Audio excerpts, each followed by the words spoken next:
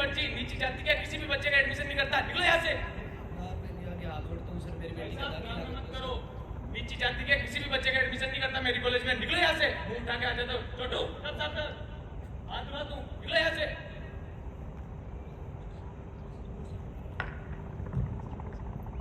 तो सीन 1 में हमने देखा कि किस तरीके से एक बाप अपनी बेटी का एडमिशन करवाने आ रहा था, बेटी के 95%, लेकिन फिर भी एडमिशन नहीं हुआ क्योंकि वो नीची जाति से आते हैं।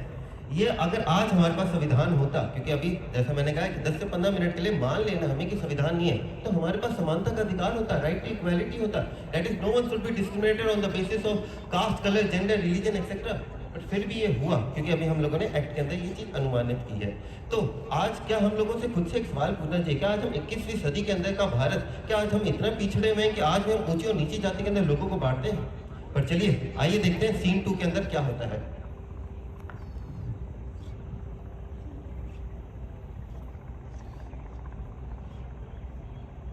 पापा अब क्या होगा? मुझे तो एडमिशन इसी कॉलेज में चाहिए था। हे भगवान, मेरी बेटी पर पता नहीं क्या लड़ाई चल रही है। मेरी बेटी का दाखिला क्यों नहीं हो रहा?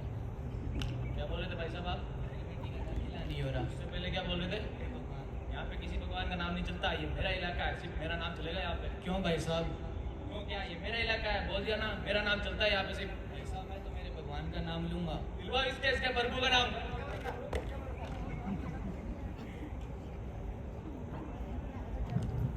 तो यहाँ पे हमने देखा, जैसे पता है कि 10 से 15 मिनट के लिए हमारे पास संविधान नहीं है, तो यहाँ पे कौन सा हमारा राइट वायलेट हुआ? Right to freedom of religion. यानी कि हम लोगों के पास अधिकार है कि हम लोग अपना धर्म खुद चुन सकते हैं और सभी धर्म हमारे कानून के नजरिए के अंदर इक्वल है। और हम बहुत सौभाग्यशाली कि हमारे पास एक सिद्धांत है, वरना China, Cuba, north Korea, Vietnam जैसे न जाने कितने ऐसे देश हैं जिनके पास अपने धर्म तक चुनने तक की आज़ादी नहीं है, अपने भगवान तक को चुनने तक की आज़ादी नहीं है, और हम भारतवासी के पास ये सिद्धांत है।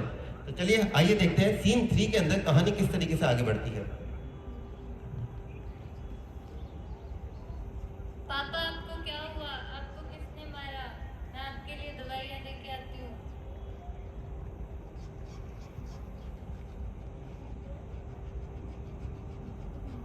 और मैडम कहाँ जा रहे हो?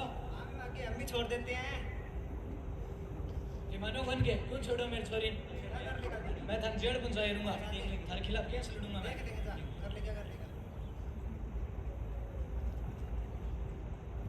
जैसा कि सीन 3 में हमने देखा कि एक मासूम बच्चे अपने पिता के लिए दवाइयाँ लेने जाते हैं, लेकिन फिर भी उनके साथ छेड़छाड़ होती है।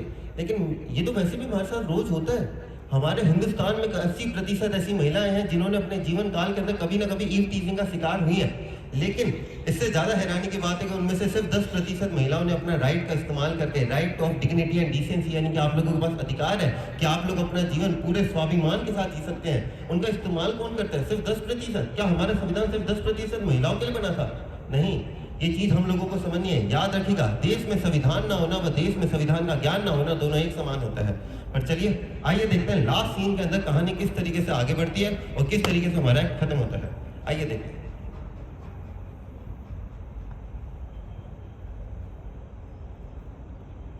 हे भगवान, ये क्या? इस पर डिस्ट्रिक्ट कोर्ट पर ताला लगा हुआ है। हे भगवान, हाई कोर्ट पर भी ताला लगा हुआ है।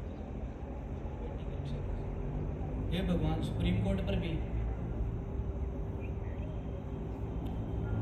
मैं मेरी बेटी की रक्षा कैसे करूं? भाई साहब, इन तीनों को ताला क्यों लगा? साहब, आपको पता नहीं जैसे सारे कानून समाप्त हो चुके हैं। क्यों भाई साहब? आपको इस देश में बोलने की भी आज़ादी नहीं है।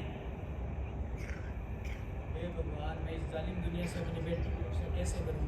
कैसा बाप हूं मैं जो अपनी बेटी की भी रक्षा नहीं कर सकता? तो देखा आप लोगों ने, हमारा छोटा सा एक्ट था, ज्यादा बड़ा नहीं था, लेकिन इस एक्ट के अंदर हम लोगों ने देखा कि देश से संविधान गायब हो जाने के ऊपर एक आम आदमी पे क्या गुजरती है। हमारे देश के कोर्ट बंद हो गए क्योंकि हमारे पास राइट टू कॉन्स्टिट्यूशनल रेमेडीज था ही नहीं। यानी कि संविधान आपको इतना तक अधिकार देता है कि आपके अगर कोई राइट्स का वायलेशन करे तो आप उसके खिलाफ PIL फाइल कर सकते हो। तो देखा हम लोगों के पास कितने सारे संवैधानिक नियम हैं, लेकिन अगर हम लोग उस संविधान का इस्तेमाल ही ना करें तो हम काहे के भारतवासी हैं। हम लोगों को पता होना चाहिए कि हम लोगों के पास क्या क्या सिद्धांत है और ये हमारी जिम्मेदारी